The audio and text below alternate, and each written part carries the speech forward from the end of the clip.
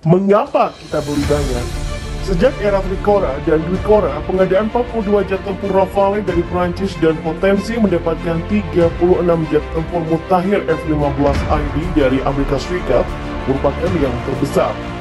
Setidaknya ada dua faktor yang menjadi pijakan mengapa kita sekonyong-konyong membeli alutsista dalam jumlah yang besar. Ada apa keren?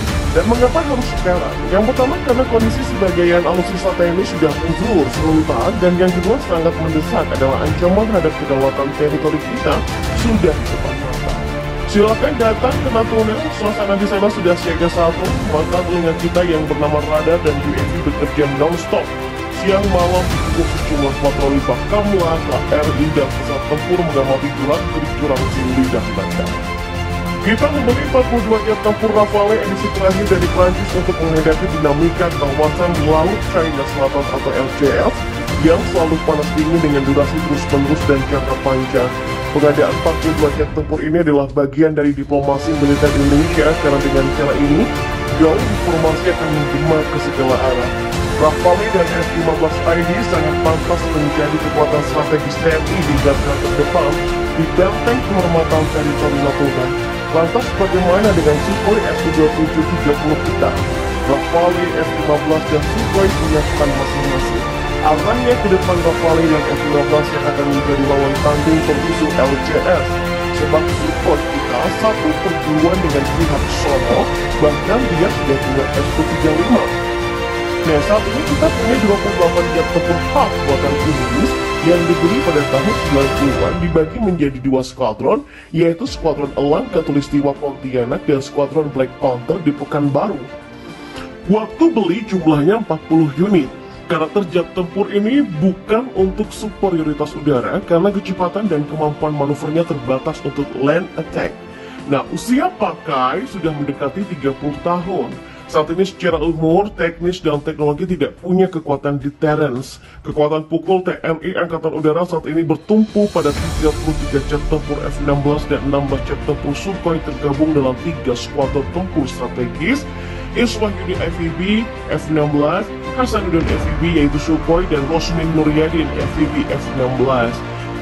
Sementara itu, kekuatan tempur Angkatan Laut Indonesia sebagian diisi oleh KRI usia lanjut 5 fregat Ahmad Yani Class yang sudah berusia 55 tahun masih aktif sekarang, sudah layaknya dipurna tugaskan. Maka Menhan Prabowo mempersiapkan penggantinya, yaitu 6 Heavy Fighter Fregat Frank Class dari Amerika. Meski belum tampak efektif, namun skenario teknis sudah disiapkan. Masa pembuatan frame class membutuhkan durasi di atas 5 tahun, padahal saat ini LCS demam terus. Maka disiapkan 2 fregat Maxwell class yang dipakai Angkatan Laut Italia untuk bisa secepatnya dialihkan menjadi aset TNI Angkatan Laut sembari menunggu frame class selesai dibangun. Artinya saat ini kita memang sangat perlu tambahan kapal perang fregat untuk sinergi kawal di Laut Natuna Utara bergantian dengan 2 KRI Waspadinata class dan 3 KRI Bung Tomo class. Sudah saatnya kita punya kekuatan Angkatan Laut dan Angkatan Udara yang setara dengan luas wilayah yang kita miliki. Saat ini secara kuantitas TNI Angkatan Laut punya sekitar 170 KRI berbagai jenis, namun yang berkualifikasi striking force hanya 30-an KRI. Dan jika ditandingkan dengan kekuatan yang mengangkat kaca LCS di luar skala kiahan, itulah sebabnya rencana besar dari Menteri Pertahanan yang out of the box harus bisa kita pahami secara jernih. Angkatan Laut Indonesia harus punya kapal perang ukuran besar berteknologi terkini termasuk kapal selam mutakhir. Prediksi ke depan TNI Angkatan Laut akan punya 50-60 KRI striking force canggih, 16 diantaranya kapal perang heavy frigate, dan sementara untuk TNI Angkatan Udara peta jalannya sudah semakin terang benderang dengan jet tempur pemukul strategis Rafale, F-15ID, F-16, Sukhoi, dan IFX. Sangat pantas Indonesia punya kekuatan Angkatan Laut dan Angkatan Udara yang sebanding dengan luasnya wilayah perairan dan udara negeri kepulauan ini.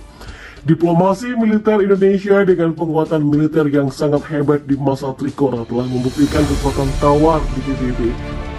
Dari pantauan pesawat mata-mata Amerika Serikat yang berbasis di Clark, Filipina, terdapat konsentrasi armada kapal perang dan kapal selam Indonesia di Teluk Peleng. Jika sebaran pesawat tempur MiG-19, MiG-21, dan pesawat pengembang Tupolev Tu-16 di Pangkalan Tanjung. Presiden Amerika Serikat John F. Kennedy kala itu membujuk Belanda agar menyerahkan Irian Barat lewat jalur terhormat PBB sebab sangat dimungkinkan terjadi perang terbuka antara Indonesia dan Belanda. Akhirnya memang terbukti lewat gelar kekuatan militer besar-besaran Belanda atas kaki dari Bung Cendrawasih. Maka ketika saat ini kita harus memperkuat benteng teritori kita di Natuna, tidak lain adalah untuk menjalankan diplomasi militer dengan kekuatan sendiri, meski ada fakta AUKUS untuk menghadang China di Indo-Pasifik. Perkuatan militer kita adalah suatu kehormatan dan harga diri teritori NKRI. Ketika semenanjung Crimea di Ukraina dicabut Rusia di tahun 2014, nyatanya tak ada upaya penyelamatan dari NATO dan Amerika Serikat. Bahkan ketika saat itu Rusia sedang bersiap menyerbu Ukraina karena ulahnya yang hendak masuk NATO sekaligus mau mengucilkan Rusia, ternyata NATO dan Amerika Serikat mati angin dengan pergelaran terpisah untuk pasukan Rusia di sepanjang perbatasan dengan Ukraina. Pelajarannya adalah Natuna harus kita pertahankan dengan kekuatan sendiri sebagai harga diri dan eksistensi NKRI. Artinya kita harus menghadirkan sejumlah alutsista negara mulai dari sekarang. Lucu, Rafale terlanjur di borong Indonesia. Prancis bingung angkatan udaranya mau pakai armada tempur apa.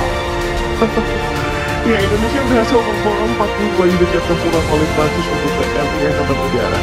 Hal ini seperti dikutip dari rilis resmi Dassault Aviation pada 10 Februari 2022 yang mengumumkan pembelian jet tempur Rafale Prancis dan oleh Indonesia untuk TNI Angkatan Udara. Jumlah ini memang melebihi perkiraan sebelumnya, yakni hanya 36 unit. Dan belum ada 24 jam kontrak pembelian jet tempur Rafale disahkan, Indonesia kembali menjadi sorotan. Itu dikarenakan Departemen Luar Negeri Amerika Serikat telah menyetujui potensi penjualan jet tempur F-15ID dan peralatan terkait kepada Indonesia dalam kesepakatan senilai 13,9 miliar US dollar atau setara dengan 199 triliun rupiah menurut Pentagon. Nah, Indonesia berusaha merombak armada angkatan udara yang dianggap menua yang saat ini memakai jet F-16 buatan Amerika Serikat dan Sukhoi Su-27 dan Su-30 Rusia. Badan Kerjasama Keamanan Pertahanan Pentagon memberitahu Kongres tentang kemungkinan penjualan armada udara itu pada Kamis 10 Februari 2022 waktu setempat, dan meskipun disetujui oleh Departemen Luar Negeri, pemberitahuan tersebut tidak menunjukkan bahwa sebuah kontrak telah ditandatangani atau negosiasi telah selesai. Nah, pembelian jet tempur Rafale dan F-15ID oleh Indonesia sontak menjadi sorotan banyak pihak, tidak terkecuali media Prancis. Aviance Legendaris.net yang dalam artikelnya pada terbitan 10 Februari 2022 memuji Indonesia yang tak pernah menyerah memberikan Rafale dan F-15X untuk TNI Angkatan Udara. Tak cuma bahagia, media Prancis rupanya juga dibuat cemas dengan langkah Indonesia yang memborong 42 unit jet tempur Rafale Prancis, di mana 6 unit pertama akan segera dikirimkan kepada Indonesia. Nah, bukan tanpa sebab, rupanya jet tempur Rafale yang sudah terlanjur diborong Indonesia membuat Angkatan Udara Prancis bingung mau pakai armada apa.